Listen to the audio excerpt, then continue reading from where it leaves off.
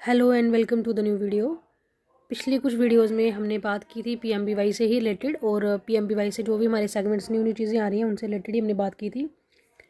आज भी हम पीएमबीवाई के बारे में ही बात करेंगे। उसका जो नया इंटरफेस चेंज हुआ है, मैंने आपको बताया था कि जो होम पेज है उस पर हमें क्या क्या चीज़ें दिखती हैं और कैसे हमने उसको जो है वो उससे डील करना है। अब कुछ बड़े सारे क्वेश्चन मुझे आए हुए थे, तो मैं सोचा चलो आज वीडियो में उनका आंसर भी दे देती हूँ, साथ में आप लोगों को बता दूँ कि हमने जो स्पेशल मीटिंग है हमारी कल पीएमबीवाई की, जिसमें जो टारगेट दिए होते हैं हर प्रोजेक्ट को, उसके रिलेटेड जो है वो बात होगी। साथ में एनपीसीआई जो आपके प्री रजिस्टर में केसेस पड़े हैं उनके भी बारे में बात होगी। साथ ही में बात होगी उन केसेस की जो आधार डिसीडेड हैं। तो हम स्टेप बाय स्टेप बात करेंगे। आज पहले मैं आपको बताऊंगी जो नया इंटरफेस चेंज हुआ है पीएमबीवाई का, जिसमें मैंने आपको एक चीज़ बताई थी कि होम पेज पे जब भी हम दिखेंगे तो हमें दिख जाएगा कि हमने कितनी बेनिफिशरीज इस साल इनरोल की हैं, वो ड्यू लिस्ट में हमारी क्या है वो, और हमारी ड्यू लिस्ट रजिस्ट्रेशन लैप्सिंग इन 30 डेज। ये भी मैंने आपको वीडियो में बताया था। लैप्सिंग का मतलब हो गया वो आपकी बेनिफिशरी जो 30 दिन के अंदर जो है जिनका टाइम पीरियड कंप्लीट हो जाएगा और वो यहाँ से हट जाएंगी। आई थिंक आपको क्लियर हो गया। आप लोगों ने जब भी अपना पीएमबीवाई का पोर्टल ओपन करना है, जब भी ये होम पेज देखना है, अगर ये आपको नहीं दिख रहा है तब भी आपने इधर 3 स्लॉट में जाके होम पे जाना है। ये आपको पूरा आपका डैशबोर्ड दिख जाएगा। यहाँ पे आपने कितने साल में फॉर्म फिल किए हैं, कितनी आपकी पेंडिंग है, कितनी ऐसी बेनिफिशरीज है जो 30 दिन के अंदर जिनका जो केस है वो क्लोज हो जाएगा और आपको उसको यहाँ से हटाना है। इसके बाद मुझे किसी ने पूछा था केस क्लोजर पे अगर हमने किसी को रिजेक्ट कर दिया हो तो उसको हम दोबारा कैसे एंटर करेंगे। देखिए, केस क्लोजर मैंने बड़ी सारी वीडियोज़ में आपको एक ही चीज़ बताई है कि केस क्लोजर को आपने छेड़ना तब तक नहीं है जब तक बेनिफिशरी के साथ कोई मिस हैपनिंग नहीं होगी, या तो उसका अबॉर्शन, स्टिल बर्थ या कुछ भी ऐसी चीज़ हुई होगी, तभी आपने केस क्लोज करना है। अदरवाइज आपको केस क्लोज करने की ज़रूरत ही नहीं है। मुझे ये चीज़ नहीं समझ आती कि हम केस क्लोज के ऑप्शन में जाते क्यों हैं। अगर कोई बेनिफिशरी है जिसका मिसकैरेज हो गया, स्टिल बर्थ हो गया, या बच्चे की डेथ हो गई, या कुछ भी हो गया, तब उस केस में आपने करना है। जब आपने उसको रिजेक्ट कर दिया है ना, एक बार आपने केस क्लोज कर दिया है, इट मीन्स ये है कि वो क्लोज हो गया सारे सिस्टम से। वो आपके लेवल से भी क्लोज है, वो सुपरवाइजर लेवल से भी क्लोज है, और वो सीडीपीओ लेवल से भी क्लोज है। दैट मीन्स कि आपने उस बेनिफिशरी को ज़रूरत ही नहीं है, वो बेनिफिशरी फॉल ही नहीं करती सॉरी, क्योंकि उस बेनिफिशरी को जिस चीज़ से बेनिफिट मिलना वो है ही नहीं। आई थिंक आपको ये चीज़ क्लियर होगी। केस क्लोजर को अगर एक बार रिजेक्ट कर दिया ना आपने किसी केस को, वो फिर वो दोबारा फिल नहीं कर सकते। अगर सेकंड टाइम उसकी कोई प्रेगनेंसी होगी, लड़की हुई तो भर सकते हो। अगर सेकंड टाइम हमने केस क्लोज कर दिया तब आप उसको नहीं फिल कर सकते दोबारा। केस क्लोजर का हमारे पास कोई भी सोल्यूशन नहीं है। अब आती हूँ मैं एक इंपॉर्टेंट चीज़ पे। इसके अलावा जैसे होम पेज खोल दिया, होम पेज खोलने के बाद क्विक एक्शन में आपके पास आ गया, क्विक एक्शन आ गया हुआ है। आपको ये डाटा एंट्री पे जाने की भी जरूरत नहीं है, सीधा यहाँ से न्यू रजिस्ट्रेशन पे ओके क्लिक करना है, तो यहाँ से आपको फॉर्म जो है वो सारा ओपन हो जाएगा। ये भी आपको क्लियर होगी। पहले हम क्या करते थे, जैसे जाके डाटा एंट्री में जाके बेनिफिशियरी रजिस्ट्रेशन करते थे। आपने क्या करना है, जैसे होम पेज ओपन किया अपना होम, तो आपको ऐसा ओपन हो जाएगा पेज। उसके बाद सीधा न्यू रजिस्ट्रेशन पे जाके यहाँ पे हमने इसको ओके कर दी, आपका पूरा फॉर्म यहाँ से हमें दिख जाएगा। इसके बाद अब किसी ने मुझे क्वेश्चन पूछा है फेस रिकग्नाइजेशन और एनपीसीआई को ठीक कैसे करना है। देखो, फेस रिकग्नाइजेशन का अभी यही है कि ऐप से ही करो। बार बार अगर आप लोगों को फेस रिकग्नाइजेशन मांग रहा है, अगर किसी को पहले मैसेज आ रहे थे अब मैसेज नहीं आते हैं, इट मीन्स वहाँ पे नॉट मैंडेटरी हो गया। सबसे पहले आप लोगों ने क्या करना है, फेस रिकग्नाइजेशन सबसे जो भी आपने बेनिफिशरीज फिल की हैं, आपको लग रहा है कि आपने उसका फेस कैप्चर नहीं किया है, पहले उसको सर्च करें अपने पोर्टल पे जाके।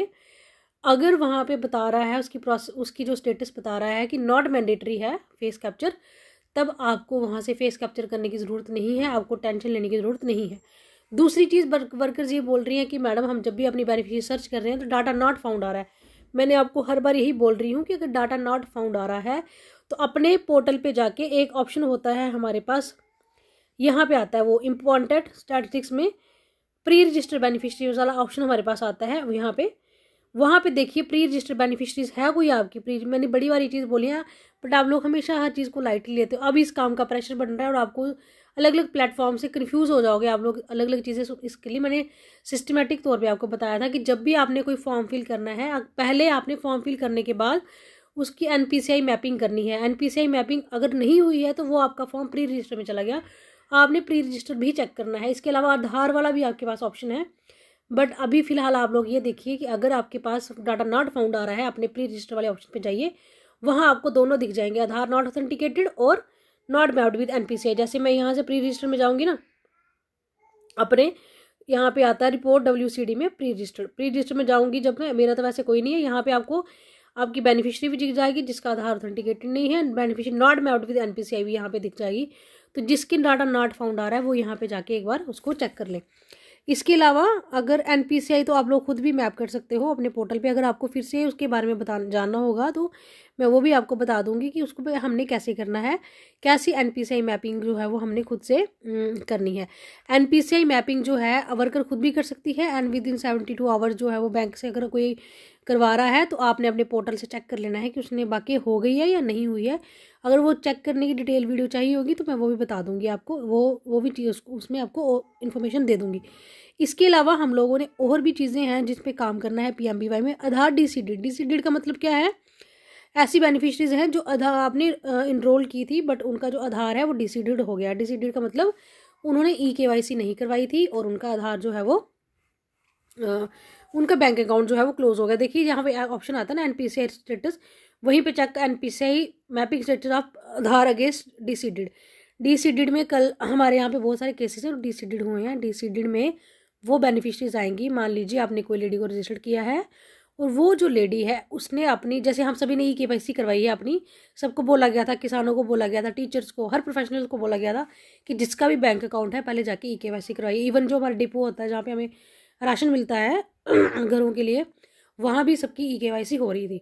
अब कुछ लोग ऐसे होते हैं, कुछ लेडीज चूँकि वो हाउसवाइफ होती हैं या घर से बाहर नहीं आती हैं, उनकी जो EKYC है वो नहीं हुई है। इस कारण उनका आधार जो है वो बैंक अकाउंट के साथ उन्होंने क्या किया था, डिसीडेड कर दिया, यानी कि उनका जो लिंक है वो नहीं किया उन्होंने। इसके लिए पहले जो भी लेडी है, अगर आपके डिसीडेड वाले ऑप्शन में पड़ी है, आपने सबसे पहले उस लेडी को इन्फॉर्म करना है कि वो अपना आधार कार्ड, पैन कार्ड, बैंक की सारी डिटेल्स लेके अपने नियर बाय बैंक में जाएगी, वहाँ पे EKYC करवा के अपना आधार को दोबारा सीडेड करवाएगी। आई थिंक ये चीज़ क्लियर है। मैं आपको ये चीज़ बता रही हूँ, डिसीडेड में भी आ रहे हैं आपके और NPCI में भी आ रहे हैं। डाटा नॉट फाउंड आ रहा है, इट मीन्स यही है आपने उसकी NPCI मैपिंग नहीं कराई है, आधार उसका सीडेड नहीं है। इसके ऐसा कोई भी लेवल नहीं है कि आपको डाटा नॉट फाउंड आने का। और एक चीज़ और है, जब तक वर्कर के लेवल पे फॉर्म पूरा वेरीफाइड नहीं होगा वो सुपरवाइज़र के पोर्टल पे नहीं जाएगा। पहले क्या होता था, पहले ये होता था कि फॉर्म अगर इनकम्प्लीट भी है तब भी वो सुपरवाइज़र के पोर्टल पे चला जाता था, सुपरवाइज़र तब भी उसको वेरीफाई कर देती थी। फिर वो CDPO पे लेवल के चला जाता था, CDPOs भी उसको वेरीफाई कर देते थे, बट वो उसकी NPCI मैपिंग पेंडिंग रहती थी। अब जब तक वो कंप्लीट नहीं होगा वो सुपरवाइज़र के पोर्टल पे फॉर्म नहीं जाएगा, वो आप ही के पोर्टल पे पेंडेंसी पड़ी रहेगी और आपको ही वो सॉल्व करना है। मैं डिटेल वर्कर के पोर्टल पे क्या क्या ऑप्शंस हैं उनकी डिटेल वीडियो मैं अब हर दिन शेयर करूँगी आपसे, आपने क्या क्या उसमें काम करने हैं। एंड प्लीज़ जो मैं इंस्ट्रक्शन देती हूँ, मैं बड़ा टाइम निकाल के ये चीज़ आपको बिल्कुल डिटेल में इन्फॉर्मेशन देने के बाद ही मैं इन्फॉर्मेशन देती हूँ आपको। तो इसलिए प्लीज़ जो भी इन्फॉर्मेशन दे रही हूँ उसको काइंडली सुनिए, क्योंकि आने वाले टाइम में वो आपको बहुत हेल्प करने वाली हैं। अभी जैसे जैसे हमारा इंटरफेस चेंज होगा, इतनी डिटेल में पर्टिकुलर कोई चीज़ नहीं बताऊँगी मैं कि कैसे क्या चीज़ होती है, क्योंकि बहुत सारे वेरियस स्टेप्स हैं, कभी कभी मैं भी भूल जाती हूँ। मैंने आपको यही चीज़ बताई है कि जब तक आप पूरा वेरीफाई नहीं करोगे सुपरवाइज़र के पोर्टल पे एज इट इज़ जाएगा नहीं, ना ही वो CDPO पे लेवल पे जाएगा। वो आप ही के पास पेंडेंसी होगी और आपने सोचना है हमने फॉर्म फिल कर दिया और हमारा काम हो गया। तो ये चीज़ थी, इनको थोड़ा सा आप लोग ध्यान दीजिए। जो भी मैंने आपको इंटरफेस के बारे में भी बताया, PMBY के और भी उसमें है। बाकी आप लोग क्या करिए, जो भी काम है आपका कल या परसों तक कंप्लीट करिए। PMBY से रिलेटेड कोई भी क्वेरीज होंगी मुझे बता देना, मैं कोशिश करूँगी कि वो उसको ठीक करूँ। और उसके बाद हम लोग जो भी काम होगा नेक्स्ट उससे हम जो है वो करेंगे। इंटरफेस चेंज हुआ है PMBY का, मैंने वो भी आपको डिस्क्राइब कर दिया। इसके अलावा अगर आपको कुछ जानना होगा तो आप मुझे मैसेज कर देना, मैं कोशिश करूँगी आपके क्वेश्चंस का आंसर देने की। So keep sharing, keep subscribing, take care, thank you and bye.